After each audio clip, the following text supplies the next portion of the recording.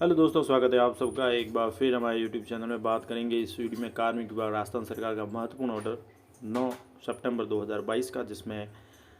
कह सकते हैं कि रक्षा कार्मिक जो भी होते हैं उनके आश्रितों को नियुक्ति नियम जारी किए गए हैं और जिसमें हाल ही में बड़ा संशोधन किया गया है, जिसमें कई जो परिवार के आश्रित होते हैं उनको भी शामिल किया गया। इसकी काल अवधि भी बताई गई है। तो शहीदों के आश्रितों को जो नियुक्ति नियम उनमें संशोधन किया गया है, जिसमें कह सकते हैं पुत्र, भाई के पुत्र, इसके अलावा नाना नानी के जो भी दोहिते वगैरह होते हैं, नवासा नवासी, उनको भी शामिल किया गया। इनके पूरे डिटेल से जो भी ऑर्डर है वो है और इसकी पूरी जानकारी है। चंद पहली बार है तो लाइक करें, सब्सक्राइब करें, आगे भी अपडेट्स मिलते रहेंगे। तो चलिए शुरू करते हैं इस वीडियो को। तो अनुच्छेद 309 के तहत प्रदत्त शक्तियों का प्रयोग करते हुए राजस्थान के राज्यपाल मृत रक्षा कार्मिक युद्ध से हताहत आश्रितों की नियुक्ति को विनियमित करते हुए निम्नलिखित नियम बनाए जाते हैं। इसका नाम रखा गया है राजस्थान मृत सशस्त्र बल कार्मिक शहीद के आश्रितों की नियुक्ति नियम 2022। ये नियम मृत सशस्त्र बल कार्मिक जो भी शहीद होते हैं, राजस्थान के मूल निवासी है, उन पर लागू होंगे और ये तुरंत प्रभाव से ही प्रवर्त होंगे, यानी लागू होंगे। विस्तार से बात करें तो राज्य की विभिन्न सेवाओं में या इसके पश्चात बनाए गए नियमों में व्यक्तियों की भर्ती की विनियमित करने वाली किन्हीं सेवाओं नियम अंतर्विष्ट किसी बात के होते हुए भी अब ये काल अवधि दी गई है। इस पीरियड में जो शहीद हुए हैं कर्मचारी जो शहीद हुए हैं, जिसमें 15 अगस्त 1947 से लेकर 31 दिसंबर 1971 तक की काल अवधि के दौरान किसी भी सशस्त्र बल का कोई कार्मिक युद्ध हताहत अथवा जो राजस्थान का मूल निवासी था का आश्रित विभिन्न सेवाओं में विनिर्दिष्ट पदों पर नियुक्ति के लिए पात्र होगा और ये किसी भी विशिष्ट पद पर कोई अधिकार प्रदत्त नहीं करेंगे। तो ऐसे जो कार्मिक हुए हैं जो सशस्त्र बल से थे और जो युद्ध हताहत हुए हैं या जिनकी मृत्यु हुई है, शहीद हुए हैं 15 अगस्त 1947 से 31 दिसंबर 1971 की काल अवधि में, उनके लिए जो उनके आश्रित है वो नियुक्ति के पात्र होंगे। अब परिभाषाएं दी गई है यहाँ पर।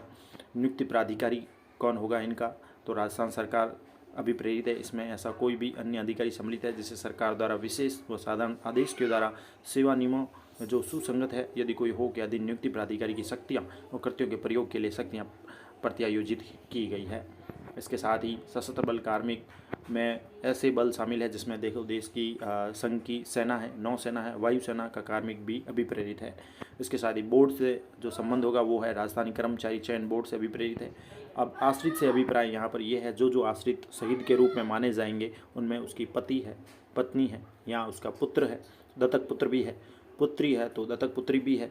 पौत्र है, दत्तक पौत्र भी है, पौत्री है, दत्तक पौत्री भी है। इसके साथ ही पुत्री का पुत्र भी और पुत्री की पुत्री भी, यानी कि कह सकते हैं नवासा और नवासी, जिसे दोहिता हम दोहिती कहते हैं नाना नानी के रूप में। तो पुत्री का पुत्र, दत्तक पुत्री का पुत्र भी, पुत्री की पुत्री भी, दत्तक पुत्री की पुत्री भी पात्र होगी, आश्रित के रूप में उनको माना जाएगा। इसके साथ ही अगर अविवाहित मृत सशस्त्र बल कार्मिक के मामले में अगर कोई पुरुष अविवाहित था और उसकी जो है सशस्त्र बल के रूप में कार्यरत था, उनकी मौत होती तो उनके मामले यह है कि उनका भाई या बहन या भाई का पुत्र, भाई की भी पुत्री या बहन, तो बहन की जो भी पुत्री है, पुत्र है, वो भी पात्र होंगे नियुक्ति के लिए। अब इसके संबंध में टिप्पणी ये है कि दत्तक से संबंधित है, यानी कि गोद लिए गए हैं, तो वो हिंदू के जो नियम है, दत्तक नियम भरण पोषण अधिनियम 1956 के अधीन वैध रूप से दत्तक ग्रहण किया गया हुआ पुत्र या पुत्री होना चाहिए। हिंदू धर्म से भिन्न के कार्मिक के आश्रितों के लिए मामला कार्मिक कर 2 विभाग को आवश्यक स्पष्टीकरण के लिए भी निर्देशित किया जाएगा। सरकार से तात्पर्य है राजस्थान सरकार से अभिप्रेरित है और राज्य से तात्पर्य राजस्थान राज्य से है। मूल निवासी से तात्पर्य ये है कि सक्षम प्राधिकारी के द्वारा जारी किया गया मूल निवासी प्रमाण पत्र वैध होना चाहिए, उसके पास वो रखता हो। नियुक्ति के नियमों के अधीन होना चाहिए, जैसे कि कोई भी सशस्त्र बल कार्मिक है, सेना है, नौसेना, वायुसेना, जिसकी सेवा में रहते हुए 15 अगस्त 1947 से 31/12/1971 की काल अवधि के दौरान युद्ध है, विद्रोह है, कोई जवाबी कार्रवाई है, जवाबी आतंकवादी संक्रियाओं सहित किसी भी रक्षा संक्रिया में मृत्यु हो गई है और जिसे सशस्त्र बलों के मुख्यालय के प्राधिकृत कार्यालय द्वारा युद्ध हताहत घोषित किया गया है, यानी शहीद के रूप में दर्जा दिया गया है और उनकी यहाँ मृत्यु हुई है, इस प्रकार की घटना हुई है, तो ऐसे सशस्त्र बल कार्मिक के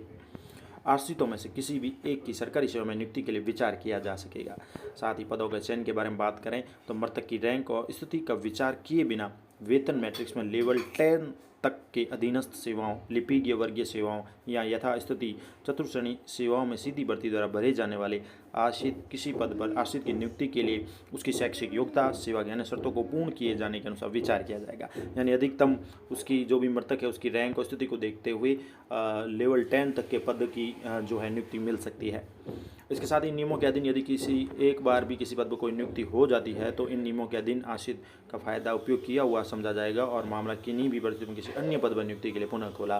नहीं जाएगा। साथ ही अर्हताएँ रखी गई है कि आश्रित के पास नियुक्ति के समय संबंधित सेवा नियमों के अधीन पद के लिए जो भी योग्यताएं हैं विहित है वो होनी चाहिए। नियुक्ति के लिए विचार किए जाने के दौरान किसी भी विशिष्ट पद के लिए अपेक्षित शैक्षिक योग्यताएं अर्हताएँ आवश्यक होगी। आश्रित की नियुक्ति से पूर्व नियुक्ति प्राधिकारी अपना यह समाधान करेगा कि ऐसा आश्रित उसके चरित्र, शारीरिक उपयुक्तता और संबंधित सेवा नियमों में विहित अन्य साधारण शर्तों को पूर्ण करने के संबंध में सरकारी सेवा के लिए जो है अन्यथा उपयुक्त है। आयु के संबंध में बात यह है कि आश्रितों को नियुक्ति के समय संबंधित सेवा नियमों के अधीन पद के लिए विहित आयु सीमा के भीतर ही होना चाहिए, परंतु आयु की गणना जो है निर्णायक तारीख नियुक्ति के लिए आवेदन की प्राप्ति की तारीख होगी। तो आयु की गणना जो है वो निर्णायक तारीख यहाँ बताई गई है कि नियुक्ति के लिए आवेदन की प्राप्ति की तारीख होगी। किसी उपयुक्त पद की व्यवस्था करने में लगाया गया समय आश्रित को यदि उस काल अवधि के दौरान वह अधिक आयु का हो गया है या हो गई है तो निर्हित नहीं करेगा। वरीयता क्रम में बात करें तो इन नियमों के अधीन नियुक्ति के लिए वरीयता क्रम निम्न अनुसार होगा। यदि शहीद सशस्त्र बलों का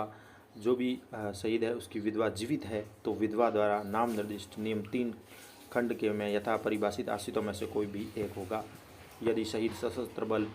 की विधवा जीवित नहीं है तो उसके पुत्र या दत्तक पुत्र, पुत्री या दत्तक पुत्री, और यदि पुत्र दत्तक पुत्र अथवा पुत्री दत्तक पुत्री भी पात्र नहीं है तो शहीद के माता पिता के द्वारा नाम निर्दिष्ट नियम 3 खंड में परिभाषित आश्रितों में से किसी एक को, और यदि शहीद के माता पिता जीवित नहीं हो तो आयु की वरिष्ठता के अनुसार शहीद से ज्येष्ठतम आश्रित द्वारा नाम निर्दिष्ट नियम 3 खंड में जो भी परिभाषित आश्रितों में से एक, और यदि शहीद जो भी मृत सशस्त्र बल कार्मिक है अविवाहित था तो माता पिता के द्वारा नाम निर्दिष्ट जो भी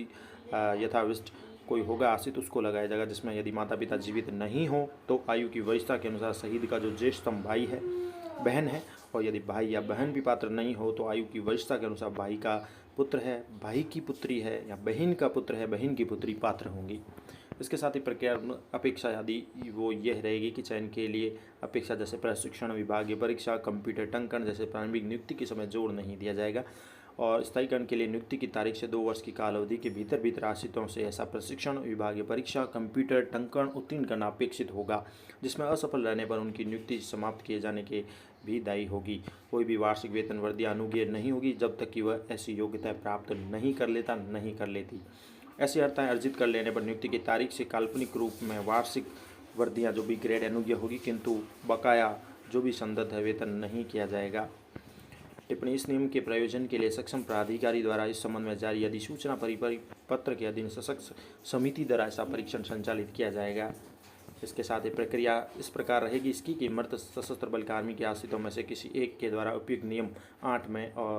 विनिर्दिष्ट वरीयता क्रम आवेदन किया जाएगा। यदि आवेदक शहीद सशस्त्र बल का कोई पुत्र या पुत्री है तो वह नियुक्ति के लिए सशस्त्र बल मुख्यालय जिससे मृत शहीद मृत्यु के समय संबंधित था के सक्षम अभिहित कार्यालय द्वारा सम्यक रूप से सत्यापित आवेदन जिला सैनिक कल्याण अधिकारी को प्रस्तुत करेगा। यदि आवेदक पुत्र पुत्री से भिन्न कोई आश्रित है तो वह उपखंड मजिस्ट्रेट तहसीलदार द्वारा जारी किए गए आश्रित प्रमाण पत्र वारिस प्रमाण पत्र के साथ नियुक्ति के लिए आवेदन जिला सैनिक कल्याण अधिकारी को प्रस्तुत करेगा।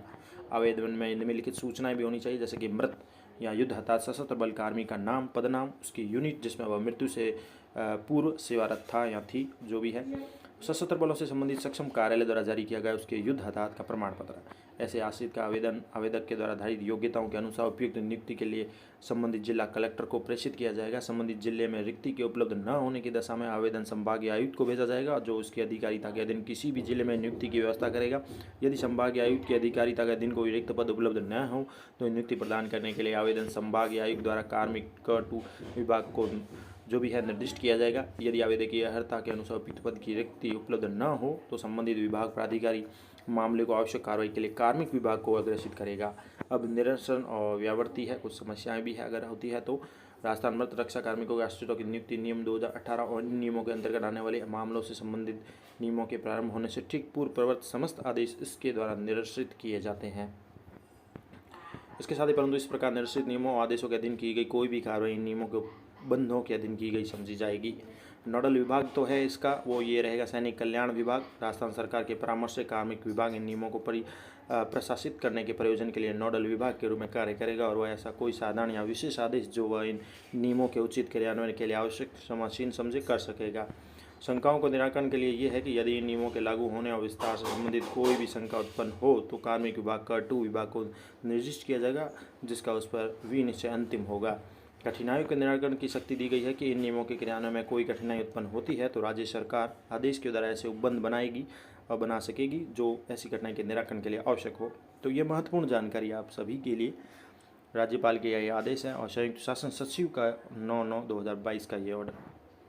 ये महत्वपूर्ण जानकारी आप सभी के लिए। शहीद के आश्रितों को जो नियुक्ति दी जाएगी, राजस्थान सरकार द्वारा हाल ही में बड़ा संशोधन किया गया है और इसमें जो आश्रित है उनमें काफ़ी जो है बदलाव किया गया है। इसमें कई आश्रितों को परिवार के रिलेटिव को शामिल किया गया है और इसकी काल अवधि भी विस्तारित की गई है। पहले ये अवधि नहीं थी, जैसे अब 15 अगस्त 1947 से 31 दिसंबर 1971 की अवधि के जो भी आश्रित है, शहीद है, उनको शामिल किया गया है। धन्यवाद।